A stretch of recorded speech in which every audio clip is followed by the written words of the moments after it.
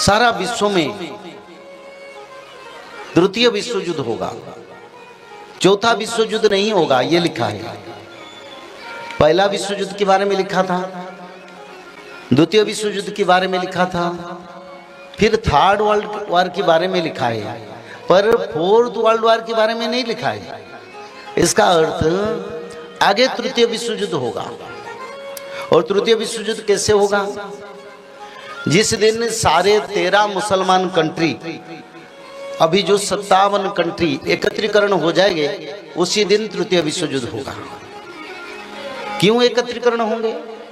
न सब भारत के साथ मिलकर लड़ाई करेंगे, इसीलिए एकत्रीकरण होंगे। आज ईरान और अमेरिका का जो समय चल रहा है, लोग सोचते हैं ईरान अमेरिका का बड़ा वार होगा। ये बड़ा मूल्यवान तो सुनिए, कहीं भी इसका प्रचार नहीं होता है, कहीं कोई भी जानते ही नहीं।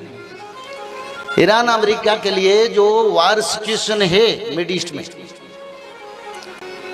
छोटे मोटे युद्ध हो सकता है, पर ईरान के साथ अमेरिका मित्रता करेगा। किसके साथ मिलके? न पाकिस्तान मीडिएटर रहेगा, चाइना और ईरान को अमेरिका के साथ मिलाएगा, और तुर्की इसमें मीडिएटरशिप करेगा।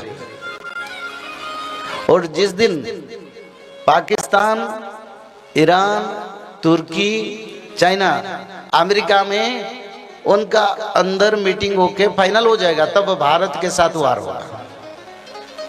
और सब मिलके भारत के विरुद्ध में काम करेंगे। एक साथ कई देश के साथ लड़ाई करना पड़ेगा। एक तरफ से चाइना, दूसरी तरफ से पाकिस्तान, और तुर्की, ईरान, मुस्लिम कंट्री, सऊदी अरब, सब भारत के विरोधी है। वो कभी ना थे न रहेंगे, तो इसलिए बड़ा समर होगा। अभी पाकिस्तान बल जुटा रहा है, अपना शक्ति संग्रह कर रहा है। भयंकर युद्ध होगा, रात दिन सो नहीं पाएंगे लोग। धर्म रक्षा करेगा, त्रिकाल संध्या, भागवत पठन, माधव नाम। और विश्व युद्ध का कारण अमेरिका ही बनेगा। कोई बोलते रसिया विश्व युद्ध का कारण नहीं, रसिया शांति देश है। और भारत भी विश्व में शांति देश है। भारत किसी के ऊपर लड़ाई नहीं थोपता है, पर भारत के ऊपर लड़ाई थोपेंगे और बड़ा विश्व युद्ध होगा। जिस विश्व युद्ध में भयंकर स्थिति होगा, प्रकृति पंचभूत क्लाइमेट में परिवर्तन आएगा, दुनिया गर्मी हो जाएगा, लाखों लाखों परमाणु गिरेगा, सारा विश्व में हर देश में गिरेगा। तो उसी समय रक्षा का मार्ग त्रिकाल संध्या। मध्य प्रदेश की भोपाल में जब गैस ट्रेजेडी हुआ था, वो यूनियन कार्बाइड के बगल में एक घर था, जिस घर में सुबह हवन हो रहा था। सब लोग 15 मिनट में मर गए, पर सुबह हवन कर रहे थे। उनके घर के सारे सदस्य बच गए। 15 मिनट पास कर गया, वो जहरीला गैस चल गया, वो बच गए। ऐसा ही होगा। तो त्रिकाल संध्या आपको बचाने के लिए बड़ा तत्व है। बड़े आसमान से बम गिर रहा है, क्या करेंगे? ठीक है, बैठ के प्रभु जी का नाम भजन करो, त्रिकाल संध्या करो। वो जो बम गिर रहा है ना, वो निष्क्रिय हो जाएगा। तप शक्ति शक्तिशाली बनेगा, तप शक्ति हार मानेगा, ये लिखा है। यंत्र शक्ति मंत्र शक्ति के आगे फेलुअर हो जाएगा, और मंत्र शक्ति बलिहार बन जाएगा। और कोई मंत्र काम नहीं करेगा। आप बोलेंगे ये हमारी परंपरा का, नहीं, वो कुछ भी नहीं काम करेगा। सिर्फ काम करेगा त्रिकाल संध्या, माधव नाम और भागवत पठन, तपस्सोचु दयादान, सत्य शांति दयादान। जो मानव करेंगे वो मानव सत्य जो काम मानव करेंगे। तो इसीलिए चतुर्थ तृतीय विश्व युद्ध भी होगा। समय 2026-27 में होने वाला है।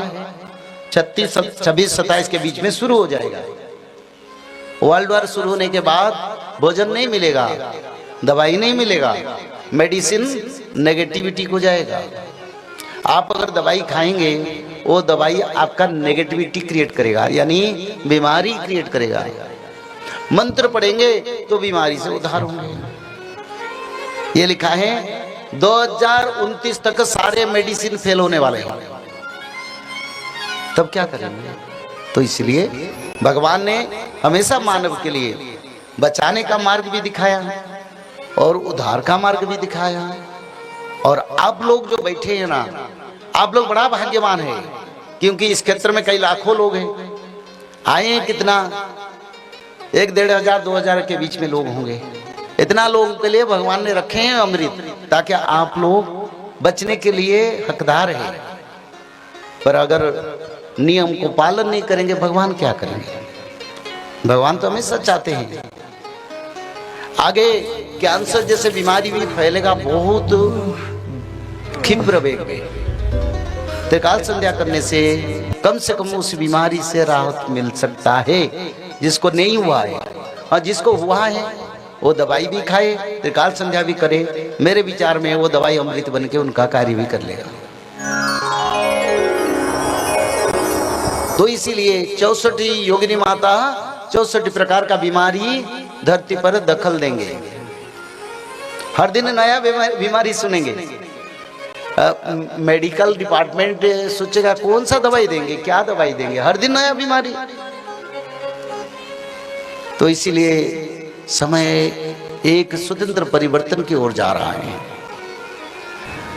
ऐसे समुद्र में सुनामी आएगा, 10,000 फीट ऊंचाई तक पानी उठेगा।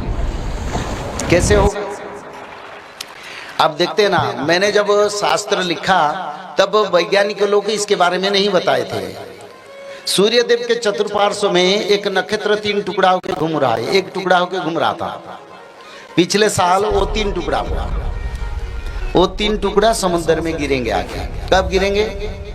ना प्रभु बुलाएंगे, आओ असुरों का विनाश करो, 7 घंटी बजा, बहुत बड़ा विनाशकारी समय आएगा। कौन बचेंगे? जो लोग त्रिकाल संध्या करेंगे, जो लोग माधव नाम भजन करेंगे, जो लोग भगवत महापुराण, श्रीमद् भागवत महापुराण, में भगवत गीता का बात नहीं कर रहा हूं, मैं श्रीमद् भागवत महापुराण का बात कर रहा हूं। शाकाहारी बन के त्रिकाल संध्या करना पड़ेगा। ब्राह्मी मुहूर्त पर उठ के त्रिकाल संध्या, मध्याह्न संध्या, सायं संध्या, 3 संध्या करना पड़ेगा। और 3 संध्या के साथ साथ भागवत जी महापुराण को ब्राह्मी मुहूर्त से रात 12 तक किसी समय एक अध्याय पढ़ना पड़ेगा। और निरंतर माधव नाम को भजन करना पड़ेगा। और माधव नाम भजन करने से क्या होगा?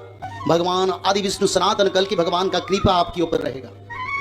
जब यहाँ गोलियां बरसेगा, मिसाइल बरसेगा, पंचवत का प्रलय होगा, तब माधव नाम भज के भक्त लोग रक्षा हो जाएंगे। और तृतीय विश्व युद्ध के बाद सत्ययुग का आगमन होगा। जय श्री माधव। जल प्रलय, महामारी और भूकंप, अग्नि प्रलय, वर्ल्ड वार 3 और महाविनाश, ये तो एक दिन होना ही है। लेकिन इस सब से आप बच कैसे सकते हैं? सबसे पहले नॉनवेज खाना छोड़ दीजिए, अंडा भी नहीं खाना है, और किसी भी तरह का नशा मत करिए, और गलत काम मत कीजिए, और सत्य, प्रेम, दया, क्षमा और शांति का आचरण कीजिए। और 3 चीज कीजिए। उसमें से सबसे पहला है त्रिकाल संध्या, यानी त्रिसंध्या। उसको दिन में 3 बार करते हैं। जैसे सुबह में करते हैं ब्रह्म मुहूर्त में, सुबह 4 बजे से लेकर के 6 बजे के बीच में आप कभी भी कर सकते हैं। लेकिन आपको समय नहीं मिला तो समय आप आगे पीछे कर सकते हैं, आधा घंटा 1 घंटा पीछे कर सकते हैं। दोपहर में 11:30 बजे से लेकर के दिन का 1 बजे तक कर सकते हैं। उसके बीच में शाम को 5 बजे से लेकर के 6:30 बजे तक कर सकते हैं। दिन भर में 1 बार नहा के त्रिकाल संध्या जरूर करें। बाकी समय आप हाथ पैर मुंह धोकर भी कर सकते हैं। और 3 बार आप श्री गंगे बोल करके स्टार्ट कर सकते हैं। जो दूसरा उपाय है वो है श्रीमद् भागवत महापुराण पठन। दिन में 1 अध्याय जरूर पढ़ें। दिन भर में 1 अध्याय जरूर पढ़ें। वो भी ना हो सके तो 1 पन्ना तो जरूर पढ़ें। अगर उतना भी समय नहीं है तो 1 श्लोक जरूर पढ़ें। तीसरा उपाय, माधव नाम का जप करें, निरंतर करें। कोई भी काम करते हुए करें, हमेशा माधव नाम का जप करें। त्रिसंध्या का पीडीएफ, श्रीमद् भागवत महापुराण का पीडीएफ और भविष्य मल्लिका का फ्री ई बुक भविष्य मल्लिका पुराण, ये सब आपको डिस्क्रिप्शन बॉक्स में मिल जाएगा। भविष्य मल्लिका के बारे में अधिक जानकारी के लिए आप भविष्य मल्लिका के वेबसाइट पर संपर्क कर सकते हैं, भविष्यमल्लिका.com। और अधिक जानकारी के लिए भी कल्कि अवतार ऑफिशियल चैनल को देख सकते हैं, जहाँ पर मल्लिका के बारे में खुलकर बातें रखी गई है, जहाँ पर आप लगभग 1000 जितना वीडियो आपको देखने को मिल जाएगा। और भी आपको अधिक जानकारी जानना है त्रिसंध्या के बारे में और कोई आपको सवाल है तो नीचे दिए गए नंबरों पर आप संपर्क कर सकते हैं।